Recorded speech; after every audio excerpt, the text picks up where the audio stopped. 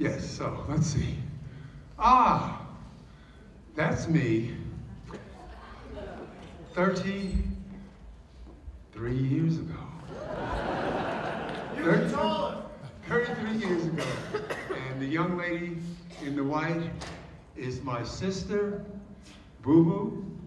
And the young lady in the purple was my girlfriend of a decade, Yvonne Fletcher. And that was a big hit record for me when I was an R&B drummer slash singer. And I made some hit records in the 80s. And some of you youngsters, your parents might have danced to a couple of my records.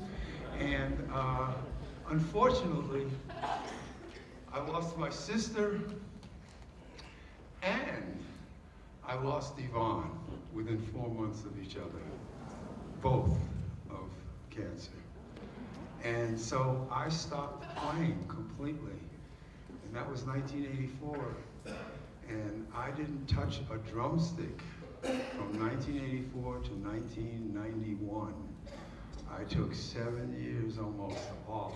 So I feel like I'm always playing catch up. And sometimes when I'm with youngsters like this, I say, you know, I ain't that much better off than you. I just grew up in Thelonious Monk's house, so that I know, you know, that gave me a little step up. But in terms of experience, you know, I'm still learning. You'd be surprised. The learning process in jazz goes on forever. And it keeps us very, very, very young. Let's see. Oh, there we are again. Yeah, I was smooth. That was okay. That there is Thelonious Monk's mother. That's Barbara, my sister's namesake, and she brought my father and his brother and his sister. Let's see. No, wrong shot. Did I skip one? There's a shot I want to go. Right, there they are. On the right here is Thelonious, and in the middle is his sister Marion, and there the police officer, that's his brother Thomas. They were quite a crew. But what's interesting about the three of them, my grandma brought them up to New York, right? And so they were part of the great African-American migration from the South in the 1920s. The year was 1920. My father was 3 years old, and his sister was, I believe she was 8 or 9 years old.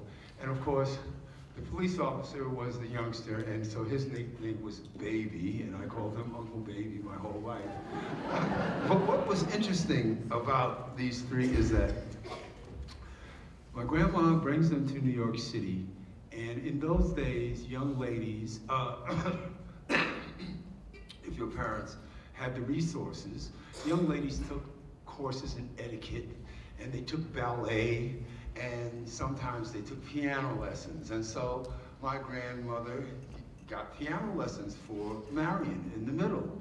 And Marion is playing the piano, she's doing these piano lessons, and the year is about 1921, and the piano teacher comes to my grandmother one day, and he says, Mrs. Monk, I know, look, Marion's a lovely girl. She's a lovely girl.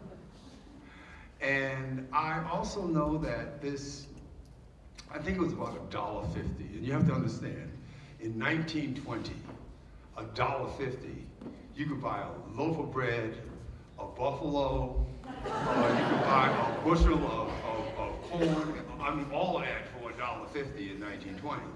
You dig? So it was a lot of money.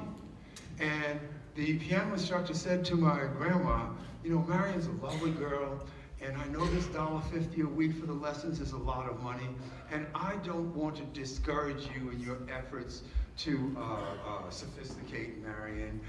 But you know, every time we finish the piano lesson with Marion, you know the little guy, what's his name? You know, he's in the diver of Theophilus, the littlest? She said, Thelonious? She said, yeah, Thelonious. Well, you know, every time we finish the piano lesson, Marion kinds of gets it, but the little guy runs over to the piano and plays the lesson. So I don't want to cast any aspersions on anybody, and I don't want to tell you exactly what you need to do, but if you were smart, you take that $1.50 and take it off of Mary and put it on that little guy's wallet. And that's what she did in 1921. And had she not made that decision to switch the piano lessons from Marion to Thelonious, we would not have Thelonious Monk.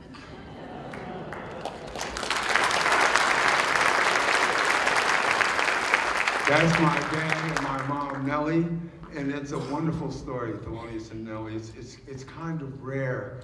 Thelonious lived on West 63rd Street in New York City, and my mom and her sister sister Skippy and her brother Sonny moved to 64th Street. And on the first day that her older brother Sonny went out to the park, we have a playground on 63rd Street, guys were picking on him. You know, he's the new kid on the block, and guys were saying, you know, who are you? And, you know, the tough guys are looking at him funny. And Thelonious, of all people, who was a hangout guy, he came to his rescue and told the guys to leave him alone, man. He's a new guy on the block. You know, why don't we be nice? And he said, come on home with me. And Sonny went home with Thelonious and started playing the piano. And Thelonious goes running home that night and tells his two sisters, Nellie and Skippy, I just met the greatest piano player in the world. And they say, yeah, sure, right. And what's his name? And he says, you know, his name is Thelonious Sphere Monk. And they said, well, then you're a liar. Because that's a ridiculous name. There's nobody named Thelonious Sphere Monk. And he's certainly not the greatest piano player in the world. And Sonny kept hanging out with Thelonious, and he kept coming home and telling his sisters about this. And Nellie was 12 years old at the time. Skippy was about 8 years old. And Sonny's just raving about this guy, Thelonious. So finally one day, Nellie and Skippy say, well, we're going to sneak over to 63rd Street from 64th Street, which they weren't supposed to do. And we're going to see what this Thelonious Monk guy is all about. And Nellie and Skippy went over to the playground, and Nellie saw Thelonious, and Thelonious saw Nellie on that day. And they tell me that they fell in love at that day. But Thelonious' mom, Barbara, was a very religious lady. Thelonious started out in the church, and Thelonious was so formal that this was his best friend, and now his best friend Sonny's baby sister, and she was only 12, and he was 17, and he wasn't going to say a word to her until she was 16, so he actually waited. And now my mom told me she went crazy because he just wouldn't talk to me. He wouldn't talk to me, and we making eyes at each other, but he wouldn't talk to me. And when she turned 16, he talked to her, and it was a fabulous love affair for the next 40 years. And so that's why he wrote the tune Crepescule with Nellie. And for those of you who don't know, Crepescule is actually, you know, he was writing this composition. My mom was sick in the hospital, and actually, quite frankly, they didn't know if she was going to make it or not. And he wrote a composition for her, and a close friend of his, he said, I'm going to call this composition Twilight for Nellie. And this very close friend of his, a very sophisticated lady, a Rothschild from Europe, said, well, you know, that's a lovely title, but why don't you use a really, really gorgeous word, a French word for twilight, which is Crepescule, and that's what Crepescule is. So for those of you who've seen that title, Crepescule with Nellie, it's about twilight with Nellie. But it's one of those love affairs that really, really make everyone absolutely jealous. Now there's Thelonious, let's see, if I go there, there's Thelonious where he was beginning to get like kind of a cool look. But then here, he had a totally cool look. Now, I'll tell you, my mother used to say we were so broke. She was a tailor, also Nellie. And so the suit that Thelonious is wearing, she made that suit. She made that at home because he couldn't afford a suit. So Nellie said, that's okay, I'll make you a suit. She made him a heck of a suit. And of course, you see the beret and the sunglasses, that whole look, that was Thelonious' first look. You dig? And the look was so hip, that was the new modern look. I mean, he was the cat.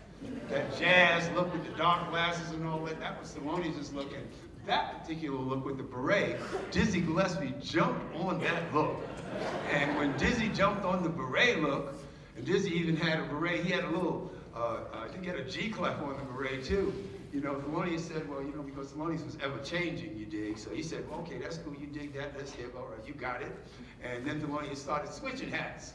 And so that nobody could catch up with him. And that's how Thelonious became famous for his hats. But that's the look. That's where the hip, jazz, cool look started. It started with Thelonious Monk. Absolutely. This is called A Great Day in Harlem. This is perhaps the most, not only famous, but important photograph in the history of jazz. This was taken by an artist who worked for, I believe, Life magazine at the time. His name was Art Kane. Unfortunately, he committed suicide about 7 or 8 years ago. But this photograph was extraordinarily special. Count Basie is in this photograph, Coleman Hawkins is in this photograph, Thelonious Monk is in this photograph, Miriam McPartland is in this photograph, Art Blakey, Max Roach, Jerry Mulligan, the list goes on. Every one of those people standing there, the guy on the corner at the end there with his tongue hanging out, that's Dizzy Gillespie. Being silly, as Dizzy could be very, very often. Of course, the one guy in the white jacket here, that's Thelonious. And Art Kane, he, you know, at the time, Thelonious was considered the most eclectic of all the cats. So he said, I'm gonna go pick up Monk personally myself. So he goes and he picks up Thelonious. And of course, he had to wait about an hour and a half before Thelonious came out of the house because Thelonious liked his clothing. And so Thelonious was changing clothing and changing clothes. He said, should I wear this? Should I wear that? Should I wear this? Should I wear that? He finally put on a suit, got in the car with Art Kane. We lived downtown. They're halfway up to Harlem, and Thelonious looks at himself and says, you know what, man? You know, all them cats, they're all gonna be wearing dark suits, man. So we're gonna have to go back home because I'm gonna have to put on a light suit so everybody see who I am. And so that's why Thelonious is one of the few cats in a light suit, and often people think that I'm one of the kids down there on the bottom there, but I am not, unfortunately. I wish I was, but a lot of them look like I looked at the time. What the heck? Time magazine. Thelonious was on the cover of Time magazine, and that was in, as I recall, February of 1963. As a matter of fact, Time magazine wasn't a weekly then, it was more of a monthly, and at the time, actually the Time magazine cover that was unfortunately devoted to our beloved President Kennedy was originally the Time magazine cover, slated for Thelonious, but they moved it back, and so Thelonious was in February. But this is when Thelonious arrived. This is when he arrived. In those days, you couldn't get on the cover of Time magazine for acting ugly. You couldn't get on the cover of Time magazine for being silly or just being wild or being crazy. It was essentially reserved for the likes of the Winston Churchills and the FDRs and people like that. So the fact that Thelonious was on the cover of Time magazine, he really, really arrived, and it changed his life profoundly, and quite frankly, it changed my life profoundly too, because I was in private school at the time, and all the kids were rich. I wasn't rich, but Thelonious did have enough money to send me to private school, so I was there. But I was scared because I wasn't rich and everybody else was rich, but you know, I was famous, and people always, you know, you think when you're famous, you're rich. It ain't true. There are a lot of people that are famous that are not rich. And there are a lot of people that are rich that are not famous. However, by merely being on the cover of Time magazine, I became the BMOC, the big man on campus. And it didn't matter if I had a dime in my pocket or not. Everybody in the school wanted me to go. You gotta come have dinner with me and my parents. Oh, you must. Oh, we must have you over for Christmas. And so that alleviated all of the pressure for me, but it alleviated a great deal of pressure for Thelonious, because Thelonious is a guy that was completely panned by the critics. They said that his music made no sense. They said that he couldn't play the piano, and they said that he was crazy, all of which were absolutely false.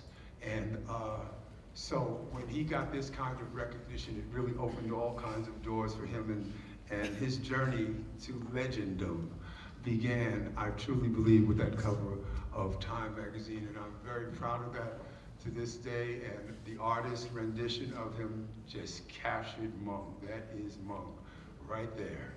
This is reading extraordinaire. Now I know that a lot of you youngsters don't read an awful lot, but occasionally you pick up a book. And if you want to read about jazz and really understand how jazz not only fits in musical history, but how it fits in our cultural history as Americans, then this is the book for you. My father and mother made a pact.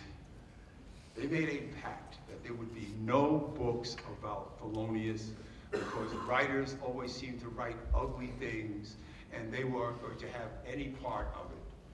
And so my father died in 1982, and in 1995, I got a call from Professor Robin D.G. Kelly, and he was the professor of African American Studies at New York University, and he said, I'm writing a book on your dad.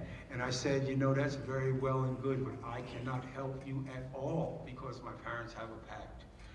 And he began to explain to me how he thought of Thelonious. He was a piano player himself, and he started talking about Thelonious in a global context, and jazz in a global context. And I said, that's very interesting, and though I cannot help you write your book, I can point you in the proper direction.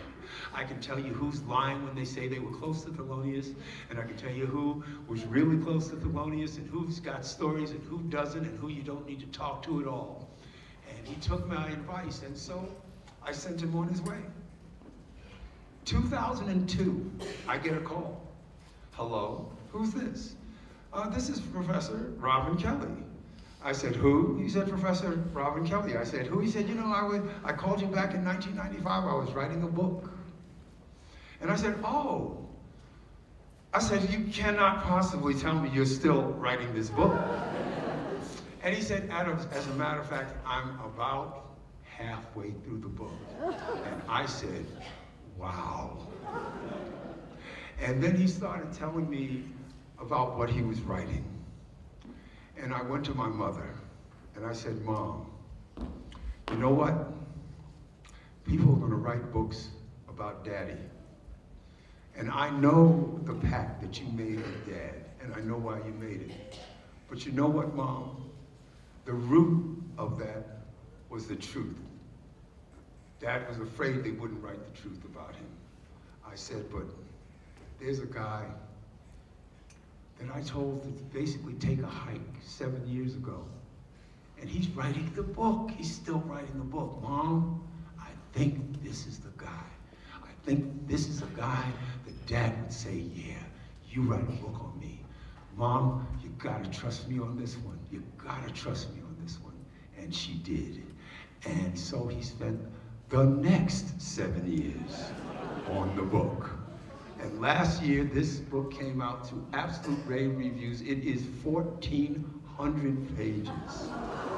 And it traces Thelonious Monk's, my family, all the way back to slavery. I have actually seen the bill of sale for my great-great-great-grandmother.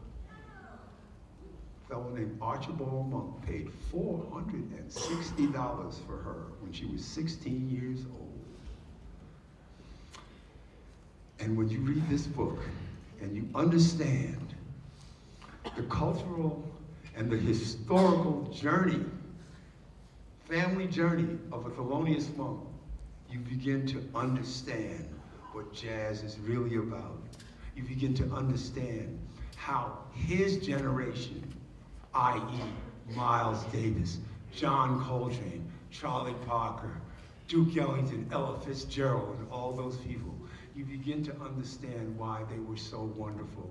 So I would recommend for anybody that wants to know about jazz and doesn't know anything about jazz to read this book. I would recommend to anybody that's a devotee of Thelonious Monk and wants to know everything about Monk and why Monk was Monk, I recommend you read this book.